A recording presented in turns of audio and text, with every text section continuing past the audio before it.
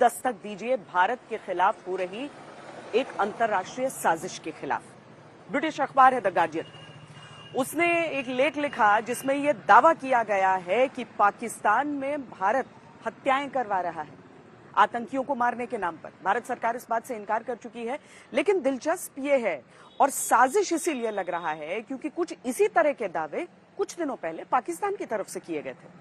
आज दुश्मन को भी पता है ये मोदी है, ये नया भारत है, ये नया भारत घर में घुसकर मारता है।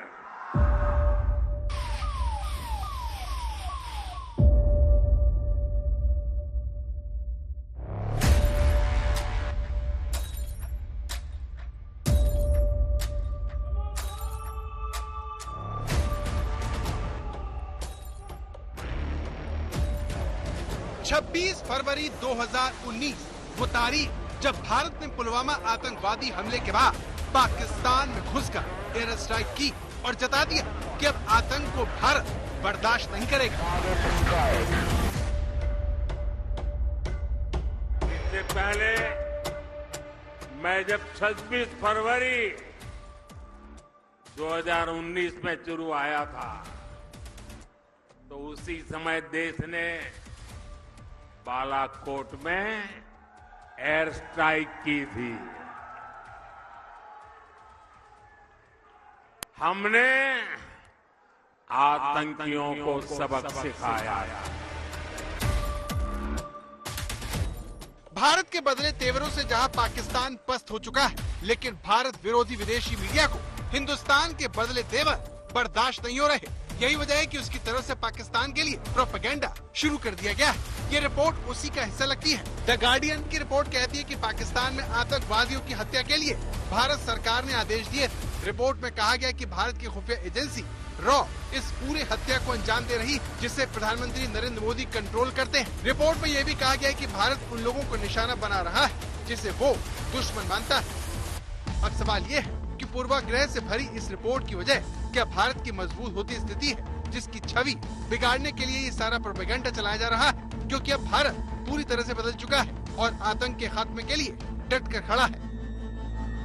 दोस्तों, जिस प्रकार से हम देश की सुरक्षा के लिए प्रतिबद्ध हैं और ये लड़ाई हमने छेड़ी है जी, या मान के चलिए हम देश हित में जो भी आवश्यकता होगा उसको करना हमारी प्राथमिकता रहेगी। मैं देश को विश्वास दिलाना चाहता हूं। पुलवामा हमले के बाद प्रधानमंत्री मोदी ने ये वादा देश से किया था। गौर करने वाली बात यह है कि चुनावों से ऐन पहले पाकिस्तान और अब ब्रिटिश अखबार की तरफ से ये दावा किया गया कि पिछले 4 सालों में पाकिस्तान में जितने भी बड़े आतंकवादी मारे गए हैं उसके पीछे भारत है। रिपोर्ट कहती है कि भारत की खुफिया एजेंसी को अब भारत का प्रधानमंत्री कार्यालय नियंत्रित करता है। इस लेख में कनाडा में खालिस्तानी निज्जर की हुई मौत से लेकर 2020 के बाद पाकिस्तान में अज्ञात बंदूकधारियों ने जो करीब 20 हत्याएं की है, उसके पीछे भारत का हाथ है। रिपोर्ट में आगे लिखा गया है कि भारतीय अधिकारियों ने पहली बार अपने विदेशों में चलाए जा रहे अभियानों की चर्चा की है। उन्होंने ये भी कहा कि हत्याओं में प्रत्यक्ष संलिप्तता के विस्तृत दस्तावेज देखे हैं। तो ये एक ऐसी रिपोर्ट है जिसमें आतंकवादियों की मौत का रोना रोया गया है। इतना ही नहीं, द गार्डियन में अपनी रिपोर्ट में किसी अधिकारी का नाम नहीं लिखा है, सिर्फ भारतीय और पाकिस्तानी लिखकर उन्होंने अपने पूरे दावे कर डाले हैं, जबकि सारी दुनिया पाकिस्तान की हकीकत जानती है कि कैसे आतंकवाद ने उसे तबाह कर दिया। छोटे छोटे देश आज जो आटे के लिए तरस रहे हैं, उनके आतंकी हम पर हमला करके चले जाते थे और तब की कांग्रेस दूसरे देशों के पास शिकायत लेकर जाती थी। आज का भारत घर में घुसकर मारता है।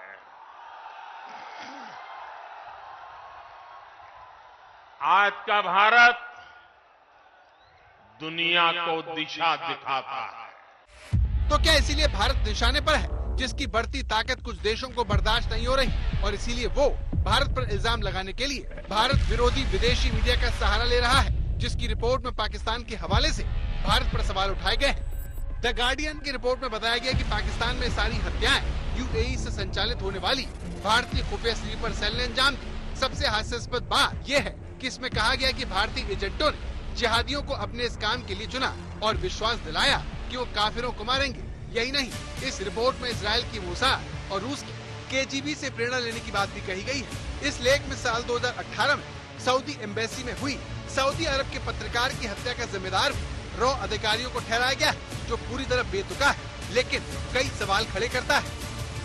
जमाल खशोगी की हत्या के कुछ ही महीने बाद पीएम कार्यालय में खुफिया विभाग के शीर्ष अधिकारियों के बीच इस बात पर बहस हुई कि इस मामले में कैसे कुछ सीखा जा सकता है। एक वरिष्ठ अधिकारी ने एक बैठक में कहा कि अगर सऊदी अरब ऐसा कर सकता है तो हम क्यों नहीं कर सकते। उसने बताया, सऊदी ने जो किया वो बहुत प्रभावी था। आप न केवल अपने दुश्मन से छुटकारा पाते हैं बल्कि आपके खिलाफ काम करने वाले लोगों को एक भयावह संदेश, चेतावनी भी भेजते हैं। हर खुफिया एजेंसी ऐसा करती रही है। अपने शत्रुओं पर शक्ति डाले बिना हमारा देश मजबूत नहीं हो सकता।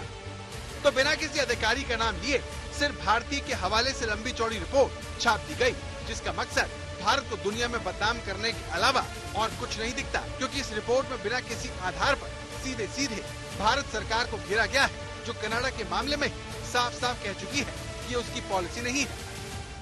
द गार्डियन से पहले पाकिस्तान की तरफ से जब ऐसे आरोप लगाए गए थे तब विदेश मंत्रालय की तरफ से बयान में कहा गया था कि आरोप झूठे हैं और भारत के खिलाफ प्रोपेगेंडा के तहत चलाए जा रहे हैं। विदेश मंत्री एस जयशंकर भी ऐसे आरोपों पर कह चुके हैं कि टारगेट किलिंग करना भारत की विदेश नीति में नहीं है। One, we told the Canadians that this is not the government of India's policy.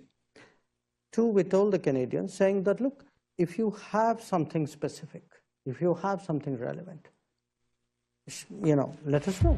Bharat में चुनावों से ऐन पहले इस तरह की रिपोर्ट पर सवाल उठना स्वाभाविक है, जिसमें पाकिस्तानी अधिकारी और उसके दिए दस्तावेजों के आधार पर ये सब कुछ मनगढ़ंत आरोप लगाए गए। आज तक ब्यूरो।